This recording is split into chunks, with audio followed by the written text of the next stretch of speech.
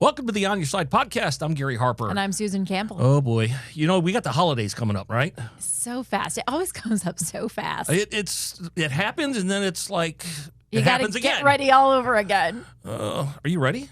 So, I have actually started. I'm one of the early shoppers, wow. and I'm starting to pick up little things here and there. And Yeah. I also have my line item budget in my savings account that's dedicated to Christmas fund, the Christmas fund. So Yeah. by the time we get to December and all those extras pop up, I'm going to have the money to just cover it without thinking about it. So yes, I am trying to be prepared. So are you actually like looking, or like if you just come across something and, oh my gosh, that would be a really cool gift for Gary?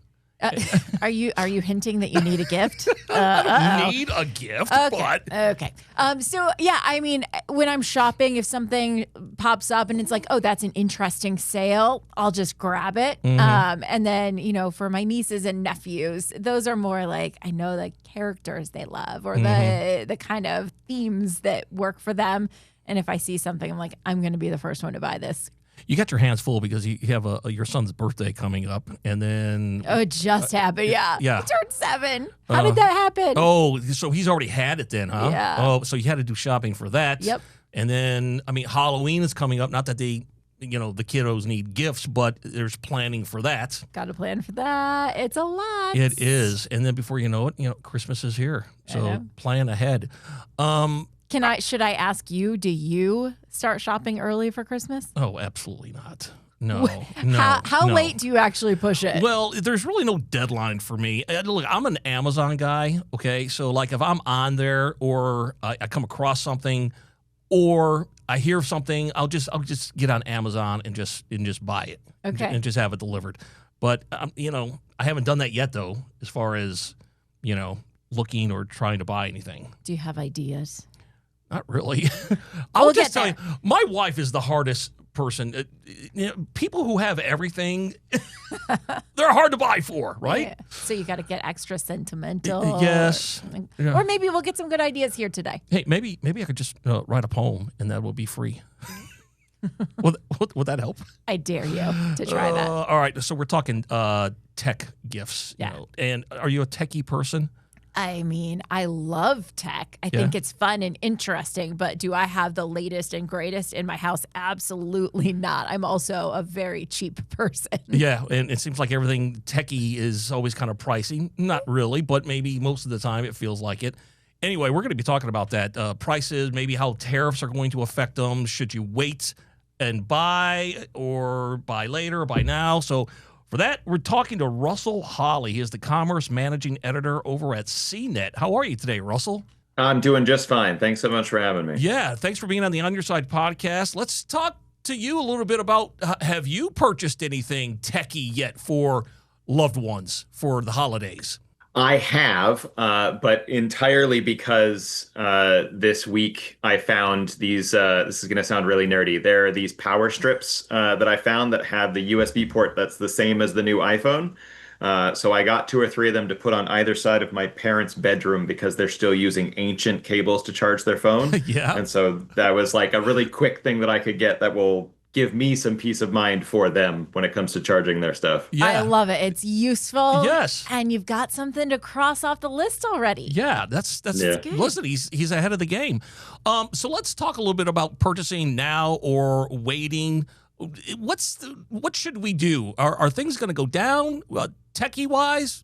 Yeah, so this is a really interesting time of year when it comes to the prices for gadgets, right? Because it's a lot of the stuff that is, kind of last year's model starts to get a little less expensive, especially when it comes to things like televisions and phones and laptops. And the big time of year for all of that stuff historically has been that like week right after Thanksgiving. Some folks call it Black Friday. I think a lot of companies are now calling it Cyber Week. But that like week-long period, there's usually a whole bunch of sales that come out that see pretty significant drops in those like great big items that you would put in your house. So a new television, an upgraded laptop if you've got a kid off to college, a new phone if you've got a kid that's coming up, into that age group where it's time for them to have their first phone. This is when a lot of households are starting to do those kind of purchases. However, Black Friday is not the only time of year to do those kind of purchases. There's a shopping event coming up in October that Amazon calls Prime. I think it's called Prime Big Deal Days this year. And Amazon's never the only company to do something like that. Walmart and Target and Best Buy and all those companies are going to have competing sales. And, really the shopping season ends up starting, a lot earlier for a lot of folks because of those events that are coming ahead of Black Friday. So are those October sales going to be similar discounts to what Black Friday might be, or are we going to just see kind of one standard discount and that's the price that it is for this holiday season? It's a really good question, and there are so many different variables this year when it comes to that. In some cases, I would imagine that the prices you're going to see in October are going to come down for those like everyday staples in the house. So if it's stuff that you want to stock up on to make sure that you're covered through the holiday season, or if you're, kind of a wizard in the kitchen, and you wanted to get some, new, gadgets and things like that to up your Thanksgiving cooking game, then I would recommend, that time of year. October is a really good time to get in on those kind of things. Historically, that Black Friday time is still the best prices for things like TVs and laptops and those like great big things. But if you just got a new iPhone and you want like a better case or a good charger or something like that, October is usually a pretty good time to see the lowest price of the year on those things. We've heard all about these tariffs and about how it's going to jack up prices. I haven't really experienced any kind of price change as far as these tariffs pending or not. But what do you think about that with these gadgets? I know a lot of them come from overseas. These tariffs, are they going to affect it at all? Yeah, so it very much depends on the category. We've seen some areas like like traditional high-end cameras. Those we've seen go up as high as $300 and $400, from their kind of regular price over the course of the year. If you're talking about a new iPhone or a new laptop, we haven't seen nearly as much price fluctuation, for that kind of thing. And I sound like I'm doing, kind of really deep secret research here. There are public tools that allow you to track those prices that anybody can use. My very favorite is one that is the silliest name on planet Earth. It is called Camel, Camel, Camel. You can go to that website and put in any Amazon link, and it'll show you the history of the price for that thing so that you can track for yourself and make sure you're getting the lowest price on it. I am familiar with Camel, Camel, Camel. Remind us how to spell that just so we find the right camel. That's right. It is CAMEL just 3 times. Yeah, we've done stories on that before. I think I don't know why they call it that, but like you said, it's a funny name, but it's very, very useful. It is a valuable tool, and it's one of those things where it gives you just a little peace of mind. Like if there's something you've got your eye on, you can say, this is pretty close to the lowest it's been. Mm-hmm. I would rather buy it now at this low price rather than wait, for another sale and see if I might save an extra $25. And it just gives you a little more peace of mind, and you maybe weigh buying it now, getting it off the plate is better than that extra $25 I might save later, right, if there's a sale, if. Hey, it's a really great option. It is only limited to Amazon, though. So if you see that same thing on sale at Walmart or Best Buy, they tend to be really competitive when it comes to especially those kind of bigger purchases.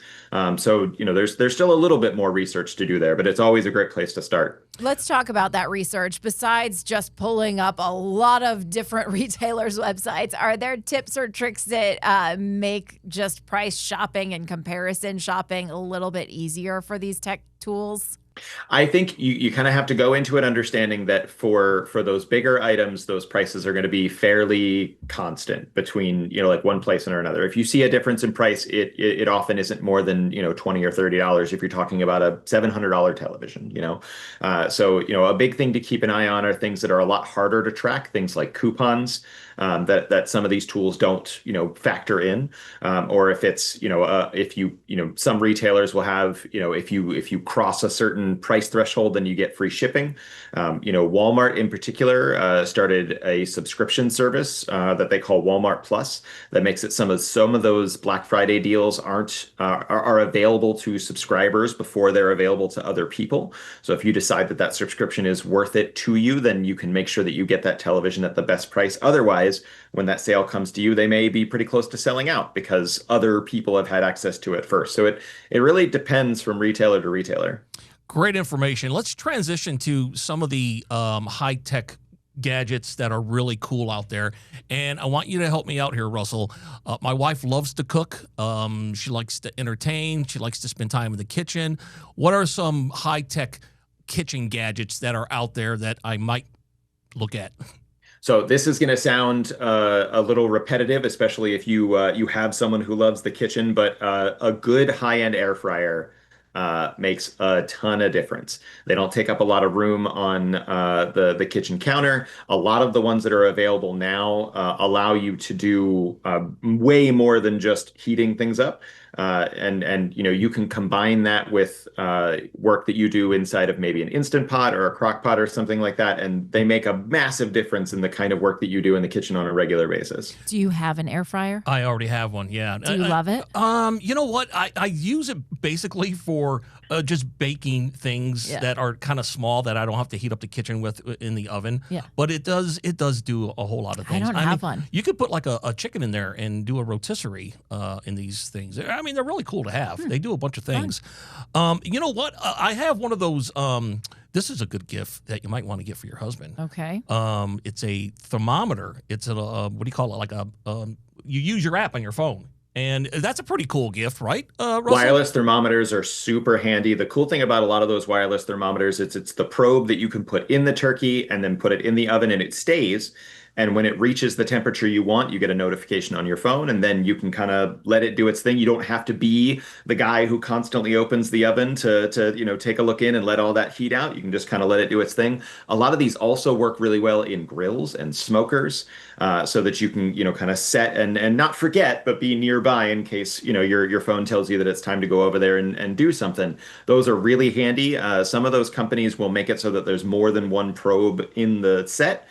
So if you've got a bunch of things cooking at the same time, you can use them all together. They're really handy. Yeah, or if you have just a really big piece of brisket, which I love to smoke, you put two thermometers in there. I love it too because it has the history on a graph of like at what temperature it reached and at what time. So while it's just smoking over at night, I could see later on at 2 a.m. it got up to 140 and 150. It's really cool. This is scientific stuff happening over at your house. Very cool. And I'm not really the techie guy. Well, but I've had the brisket before. You've brought it in to share with everybody, Yes. and it is delicious. Thank you. So it's a rave review for the thermometer that's tracking it the whole way. Thanks. What are some of the other tech gifts that might be really hot this season? I know AI is kind of getting infused into so much stuff. Are we going to see that in personal tech gifts? I think there's one area that it's a little more on the niche side, but earlier this month, Meta or Facebook, depending on your inclination, released a set of smart sunglasses that they're calling Wayfarers. These are, as you just pointed out, they work really well within the AI kind of universe to be able to either translate things for you or something I found that was a surprisingly useful thing for it is the camera on it. You can have it take a picture of a leaf and it'll tell you whether or not that thing is poisonous, based on kind of the image dictionary that it has within itself, or it can just give you really simple turn-by-turn directions while you're driving, and that way you don't have to look away from the road while you're driving. Yeah, I'm looking at one of those glasses right now. They could take photos, they could take videos, they play music in your ears, and like you said, read a street sign, and it reads stuff in a different language. So if you go Costa Rica or whatever, Mexico, and you see something it does it all for you. How much does something like this cost? This is really cool, and it's so cool. It's almost scary because it's like, wow, it does all of this. That's insane. What's the price going for these glasses? They start at about $250. It Okay. doesn't feel like anything. I mean, it feels so affordable for all of that technology. Will it make me a sandwich too? I was going to say, I mean, my goodness. Crazy. What else That's we so got fun. out there that's you think might be a good gift and it might be pretty hot this holiday? Every year for the holiday season for the last couple of years, when you think about, the video game world, right? Like everyone's always talking about, Nintendo and Xbox and PlayStation, but one that comes back every year for the last little while has been virtual reality headsets. VR headsets have come down pretty considerably in price. There are some, for the Quest line that are down to $200 in some cases when it comes to those holiday sales. And you'd be surprised at how many people find really interesting uses for them. I gave a pair to a family member who exclusively uses them to tour museums that he's not going to be able to see around the world because there are apps that allow him to go and do that. While others will use it to play a whole lot of video games. I have a colleague who uses it regularly as a fitness tool because there are a bunch of different workout apps on it. It is a surprisingly kind of small but active group of people. Have you Wow. ever put a VR headset on? No. I've have for stories before. One was for a golf kind of VR Yeah. experience. Oh wow. It was wild. Yeah. I felt like I was on the golf course Sure. and I got lost in my own personal surroundings basically. Like, What? like you feel like you're there in Yeah. this virtual world. Right. And I stepped off a little curb and almost tripped and fell just because I was not aware that I was in this it was wild. That's what they say. You're supposed to like clear out an area around you because you're in this Yeah. virtual. You don't Yeah. think you're in your living room anywhere. Yeah. You're actually where whatever Oh, is- you see those like hilarious videos of people accidentally like running into the wall or Yes. breaking the TV or something because they Yes. have no idea what's going on. Yeah. Oh man. So Very they've, cool. they've done a bunch of work around that accidental damage part. There's actually a new piece of software for a lot of these where you kind of draw a circle around you in VR, and if you step out of that circle, it brings the real world to you inside of the headset so that you can see, oh, there's a couch over there. I don't have to, or there's a television in front of me. But it actually turns off the game when you step out of that like safety circle. That is Oh. so smart and so necessary. It's so necessary. Yeah. Hey, Russell, thanks for all the information and being on the On Your Side podcast. If people want to find out more about you or find out more about gadgets on CNET, where do they go? You can always find my team's work at cnet.com/deals. Otherwise, I'm pretty much everywhere at Russell Holly. All right, that sounds really good. Get to your Christmas shopping, and I will as well. So thanks for being on the On Your Side podcast. Thanks so much for having me. Some great ideas there. Some great ideas. So much fun stuff. And it's always fun to kind of spoil your loved ones a little bit with tech stuff because I think that's Yeah. the one thing that people don't often buy for themselves, right? You can always convince yourself, I don't quite need that. Yeah. So that's what makes it such a fun gift. Yeah, well, I mean, gifts are something that you want to make people happy, something they won't buy for themselves. A lot of gadgets out there that we just talked about are really great ideas. And now I have been inspired to do some, maybe some early shopping. You asked me earlier on in the program, have I? The answer was no, but I think I'm going to start looking around now. Do it. The On Your Side podcast is produced by Brad Denny. Our audio engineer and editor is Todd Martin. Segment producer is Colin Stanton. And I'm Gary Harper. And I'm Susan Campbell. If you have a problem you can't resolve, maybe we can. Send us a message through azfamily.com or our AZ Family mobile app. Look for the On Your Side section and leave us a message. Thanks so much for listening to the On Your Side podcast. And if you like it, leave us a review. We'll see you next week. On Your Side is on Good Morning Arizona every weekday morning at 6:45 and 7 o'clock, and every weekday evening on Good Evening Arizona at 4 and 5 o'clock. You can also catch it on Arizona's Family News at 9 on 3TV every weeknight.